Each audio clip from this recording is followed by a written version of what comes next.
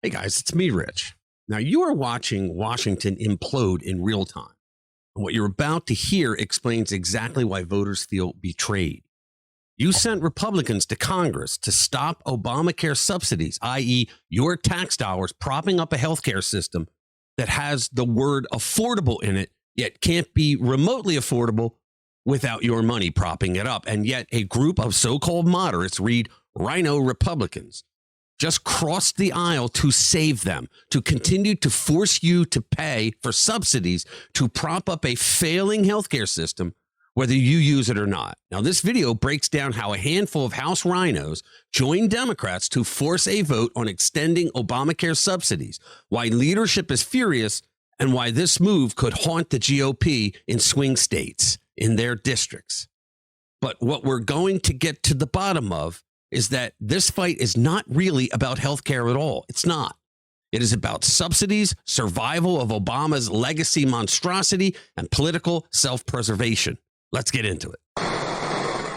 Hey guys, welcome back to RPW Media, where people go to get the straight scoop on what's really going on in Washington. All right.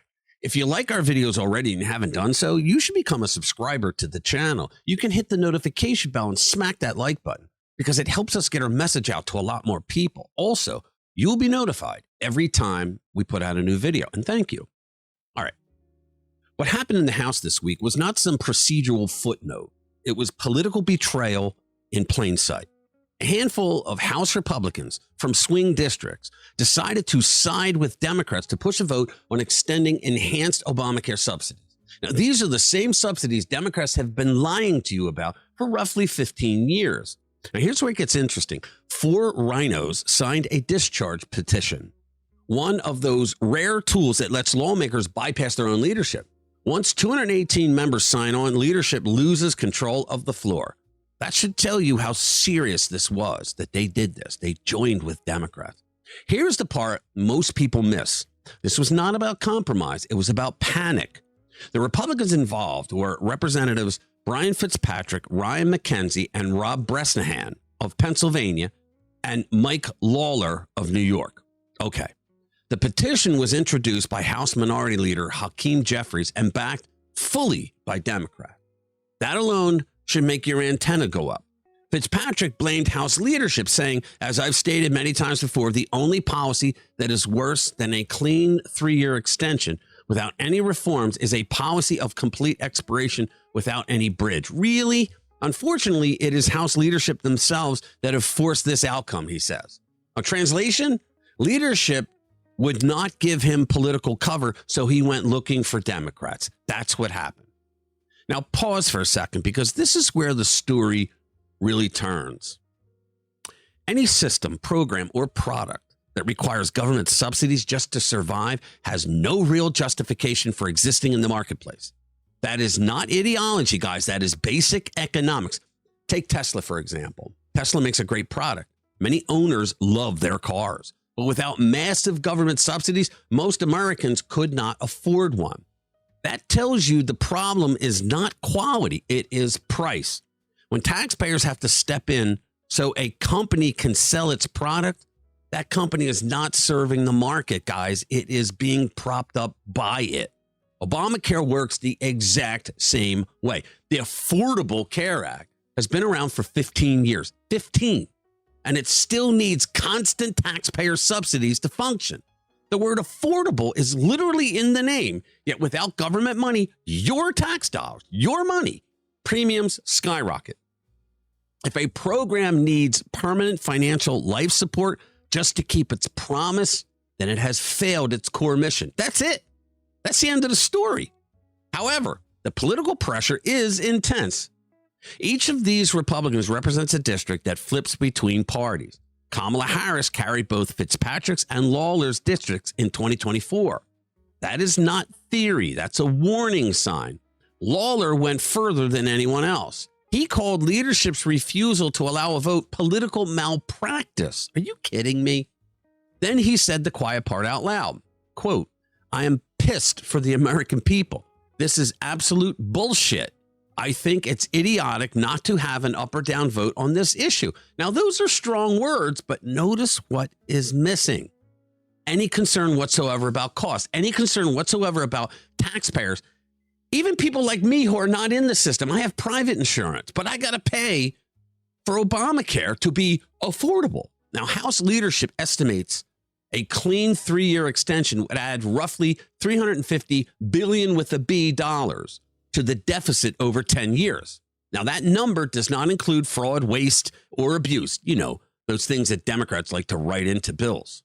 It also does not address concerns that subsidies could indirectly support abortion-related services. Speaker Mike Johnson defended leadership, saying, quote, "They'll tell you that I worked really hard with them to try to craft an amendment that would work. In the end, they opted not to do that. We needed to pay for, not to get too deep in the weeds, but we needed to pay for under the rules. And for whatever reason, they decided they did not want to do that." Now, that matters because extending subsidies without offsets is not compassion, guys. It's debt laundering. Good Lord. There is also the issue that no one wants to talk about: oversight. A December Government Accountability Office report found people using false identities, invalid Social Security numbers, and even records tied to deceased people are routinely approved for Obamacare subsidies. Are you kidding me? Extending the program without fixing, that is not reform. It is surrender. You ought to get Doge in there. The Senate already weighed in. A clean 3-year extension failed. Even with 4 Republicans crossing party lines, it still went down. Now, Ryan Rass summed it up perfectly, writing, quote, "Under this proposal, people making $500,000 plus per year would continue to be eligible for what were supposed to be temporary COVID-era subsidies." Now, let that sink in. COVID, guys, is over. The emergency's gone. Where's the emergency? Is it in the room with Democrats? But the handouts remain. Here is the uncomfortable truth. When Fitzpatrick brags during election season about being the most independent member of Congress, Republican voters do not hear courage. They hear drift. Independence sounds noble on a billboard, but in reality, it often means siding with Democrats when it counts for him. And that perception is deadly in swing states. The suspense here is not whether this vote passes. It's whether voters finally connect the dots. Now, this fight is bigger than Obamacare itself. It is about whether Republicans actually believe government dependency is a solution or a trap. Now, thankfully, it's only 4 of these people that crossed the line and sided with our enemy. Yes, Democrats are the enemy of the people.